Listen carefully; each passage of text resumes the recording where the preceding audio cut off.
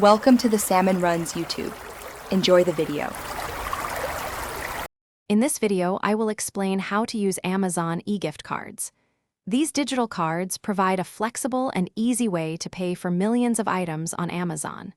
We'll cover everything from receiving your card to making a purchase. It's a straightforward process that takes just a few moments to complete, ensuring you can start shopping quickly and efficiently. Redeeming your e-gift card is simple. First, find the unique 16-character claim code, usually in the email or text message you received. Next, log into your Amazon account and navigate to the gift cards section. There, you'll find an option to redeem a gift card. Enter your code, and the full value will be immediately added to your Amazon account balance, ready for use. When you're ready to make a purchase, your Amazon gift card balance will automatically be applied during the checkout process.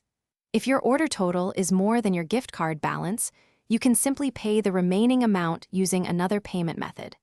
Conversely, if your purchase is less than the gift card's value, the leftover balance will remain in your account for future shopping trips. Here are a few helpful tips for using your e-gift card.